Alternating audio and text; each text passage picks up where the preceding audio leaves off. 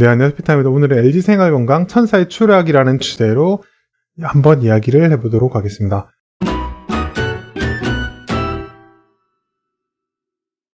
10일 장전에 4분기 프리뷰 자료가 나왔는데 컨센서스 하향에 대한 이야기가 나왔고요. 그렇게 한 이유는 분기 매출액이 되게 오랜만에 감소했다는 이야기고요. 그런 부분에 대해서 기대치를 좀 낮춰야 된다. 이런 이야기가 나와 있습니다. 그래서 재무 데이터를 간단하게 보면 매출액과 EPS는 올라가는 예상치가 나오는데요. 거기에 비해서 ROE가 이제 그 전부터 꾸준히 감소해오는 그런 모습을 보이고 있었습니다. 그래서 주가가 보면은 13% 이상 떨어져서 100만원대를 깨고 95만원대에서 주가가 마무리되었습니다. 이게 보면 이게 놀랄만한 게 6월 말에 최고점 170만원대에서 지금 현재 90만원대까지 떨어졌기 때문에 이 충격이 더 크게 느껴지실 것으로 생각합니다. 매매 동향을 보면 외국인이 폭탄 매도, 그러니까 거의 투매급으로 많이 던졌다는 걸 알 수 있습니다. 사실 외국인이 이렇게 예민하게 반응한 거는 그러니까 약간 추락천사라고 하죠. 이게 성장주의 면모를 가지고 있다가 그 성장이 꺾였을 때 이렇게 밸류에이션이 가차없이 이렇게 후려쳐지는 그런 현상을 나타납니다. 그래서 제 책을 쓰고 나서 배당주 투자에 관해서 이야기를 했을 때 배당 성장주가 진짜 배당주라고 이야기를 하면서 단순 고배당주는 큰 의미가 없다라고 이야기를 한 적이 있는데 저도 그 접근이 나쁘지 않다고 생각하나 지금처럼 이렇게 성장이 계속 유지되는 거를 개런티하는 게 너무 힘들기 때문에 그 성장에 대한 기대감이 꺾이는 순간 LG생활건강처럼 순식간에 반토막이 날 수도 있기 때문에 그런 리스크가 있다는 점 다시 한번 강조를 하고 싶습니다. 이 회사 재무 상태를 간단하게 보면 손익계산서를 보면은 앞서 살펴본 것과 같이 꾸준하게 매출액이 성장을 하고 있는 모습을 보입니다. 그래서 이번에 급락하는 이 상황에서도 단 한 번 분기 성장이 2014년 이후로 한 7년여 만에 감소한 걸 가지고 이렇게 10% 이상 급락을 한 거라고 볼 수 있는데요. 그래서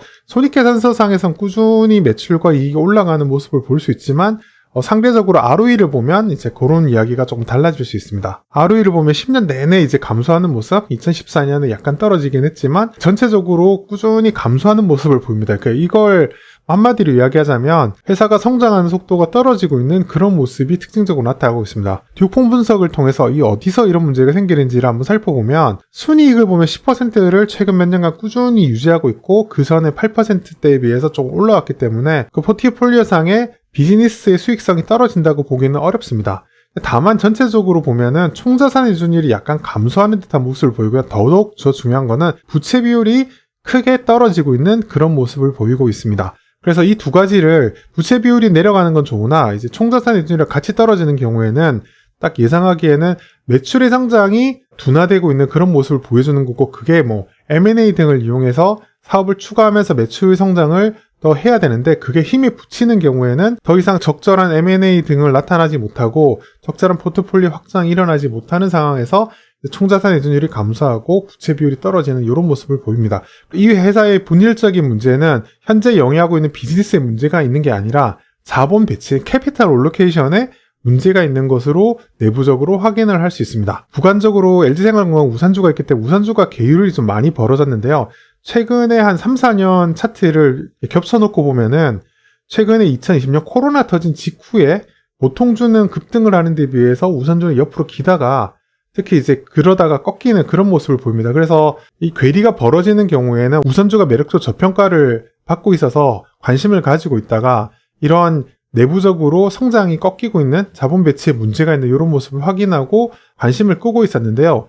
보통주 같은 경우에도 코로나 터진 이후에 성장주의 대접을 받으면서 급등을 하다가 그 다음에 최근 6개월 상에 급락을 하는 그런 특징적인 모습을 보여주고 있습니다. 그래서 이런 내부적인 속성을 알고 있었다면 보통주가 좀 오버슈팅 된 게 아니냐라는 생각을 할 수 있었지 않았을까 생각해 봅니다. 그래서 이게 괴리율을 좁힌다는 게 우선주가 올라가서 괴리율을 좁히는 방법도 있겠지만 보통주가 떨어져서 괴리율을 좁히는 그런 방법도 있기 때문에 그 밸류에이션에 대한 평가가 그만큼 더 중요하지 않나 생각합니다.